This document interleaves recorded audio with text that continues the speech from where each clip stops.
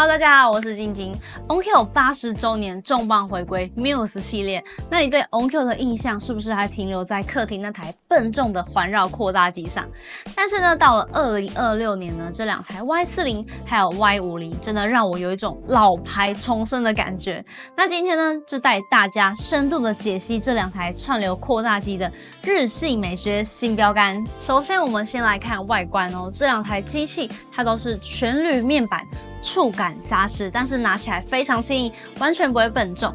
那官方它有出两个颜色，就是银色还有黑色，但它都是5.46寸的彩色 LCD 大萤幕，你可以播放专辑的封面啊，或者是音讯资讯。那重点是它还有模拟式的 VU 表哦，那个氛围是直接给你拉好拉满。这里呢还有一个细节，就是它上面的散热孔不是随便开动的哦，它是日本传统的三崩纹图案。那其实是江户时代常见在和服上面的图腾，象征呢是节奏还有流动感。这种设计呢，不仅是为了致敬日本文化，那物理散热的效率呢也是非常的高哦。所以这两台机器几乎是没有风扇的噪音，这对我们这种对底噪呢有强迫症的人来说呢，也算是一种救赎吧。那前面面板呢 ，Muse 系列提供了一个非常直觉的操作方式。那左侧旋钮呢，它是负责切换讯号源。右侧呢，这个大旋钮就是用来调节音量的。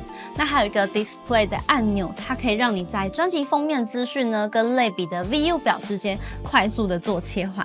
好，那这个左下的缝口呢，它有提供 6.3mm 直径的高阶发烧耳机孔哦，让你在深夜的时候啊，可以独享这个高品质的音乐。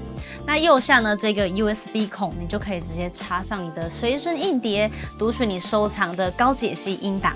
这边要提一下哦，这台机器的高度连10公分都不到哦，为什么它的推力还可以这么澎湃，底噪还可以这么干净呢？那这个就是 Muse 系列的灵魂，来自荷兰 Xing 的全数位 Class D 类放大技术。那这个呢，不是一般的公版的 D 类哦，这个是足以让老发烧友都可以点头的黑科技。大家都知道啊，传统的 D 类扩大机常被嫌声音它不够线性，那是因为呢，它们的反馈通常是在 LC 滤波器之前。那这个呢，就会导致一个问题，就是当你的喇叭阻抗产生变化的时候，输出讯号它就会跟着乱跳，那声音听起来可能就会很刺耳啊，或者是你的低频就会散掉。但 Xing 这个厉害的地方就是在于它的后滤波回馈，那直接从喇叭端子处采样啊，系统它会以每秒将近5000万次，就是当你的音乐在跑的时候啊，扩大机它可以及时修正任何由电感啊、电容或者是喇叭阻抗引起的失真。讲白话文一点哦，这个带来了2个顶级的优势。第一就是失真率极低，这里还有一个黑科技的 ZCM。简单说呢，它可以大幅降低在一般聆听音量下的切换损耗。第二呢，就是它实现了真正的负载无关。那不管你今天接的是那种很吃电流的4欧姆大型的落地喇叭，还是轻松好推的8欧姆书架喇叭，Muse 系列呢，它都可以保持一个极其平直、准确的频率响应。那我们来看一下这个背面的端子它的布局哦。Muse 它的 Y40跟 Y50呢，在这个方面都表现了极大的诚意。两款机型呢，都配备了 HDMI ARC 的界面。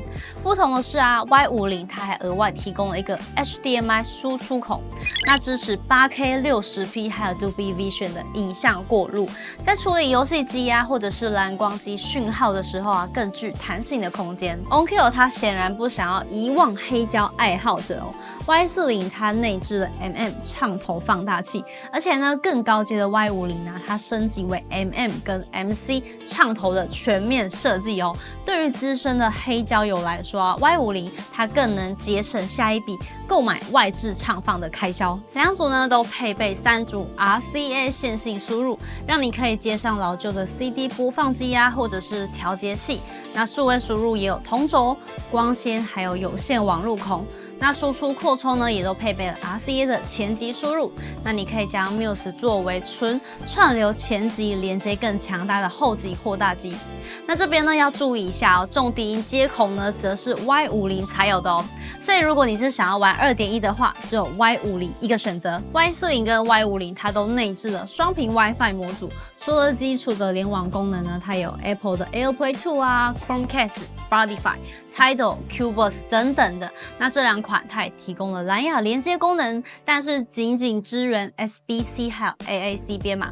虽然它不是最高的等级，但是建议有需要用无线连接，还是你要选择 WiFi 或者是 Connect 模式来追求无损的等级。它们所有的无线功能，它都可以透过手机 OnQ Controller App 进行管理。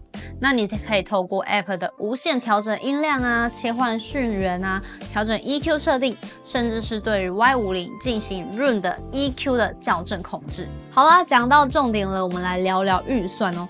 Y40 它台湾定价是54800，而 Y50 则是来到74800哦。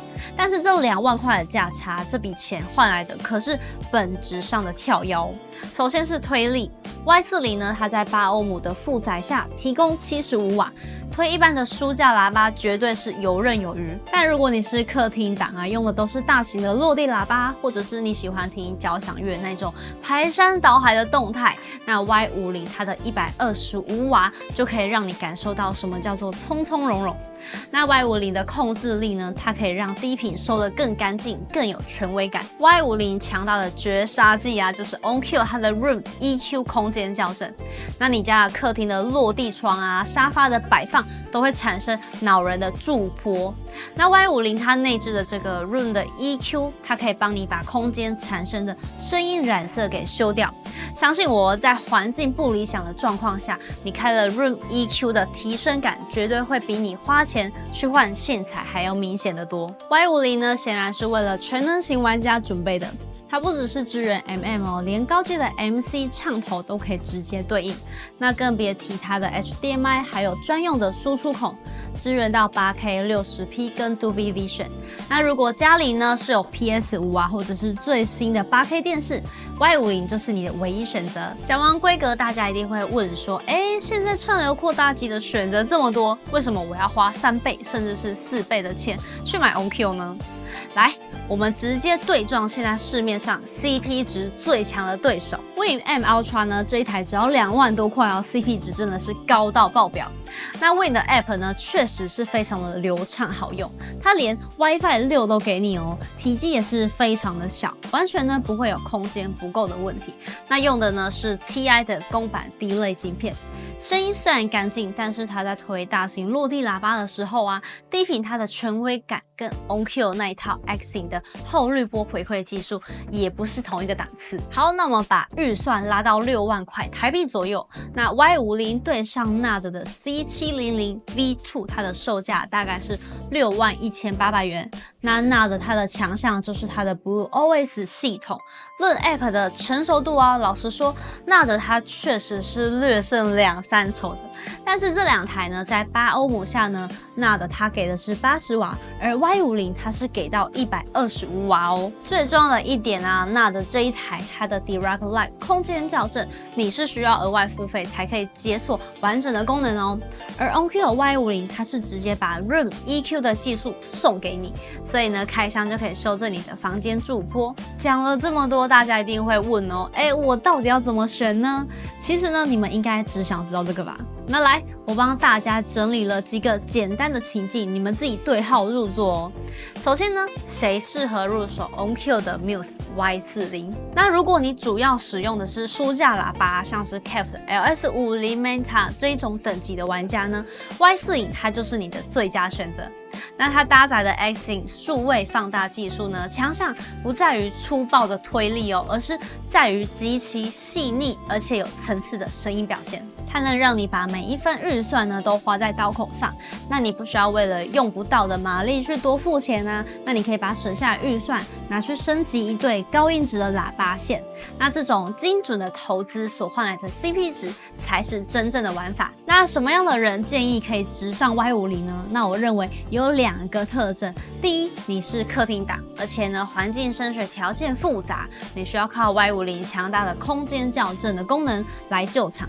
那第二呢，你是重度的影音玩家，家里有 PS5 啊、Xbox 啊，或者是 8K 电视 ，Y50 呢它就可以完整的 8K HDMI 影像传输能力，那你可以完美串联起你的游戏主机啊，还有家庭剧院。简单来说，如果你是追求一个未来5年都不需要再折腾啊，可以搞定纯音乐还有影音娱乐的系统核心，那你就直接选 Y50， 它就是一个一次到位的终极方案。最后我们来做个总结哦，先说一下它的缺点。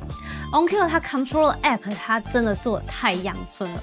如果你跟同类型的商品像是 Wim 啊、Eversolo 等等的比较的话 ，UI 界面真的是还有非常大的进步空间。那还有就是它缺乏平衡输入。Y50 它身为这个价位的扩大机啊，背板没有配置 XLR 的平衡输入，这个对于想要外接高端平衡的 DAC 的发烧友来说，就是一个非常大的遗憾。不过我们回来看这个 Muse 的 Y40 呢，它54800，以这个价位段来说呢，在连接性其实是一个很大的优点。它不像很多同价位的串流扩大机，它只有蓝牙跟光纤、HDMI 等等的。Y40 呢，它实打实的给你高品质的同轴，还有内建专业的 畅投放大器。但是哦，如果你的预算稍微捏一下，直上 Y50，换来的绝对不只是多出来的那几瓦的功率哦。那今天不管是落地喇叭、书架喇叭，它都可以征服哦。那你买到了，可是一个可以安安稳稳上好几年的系统核心。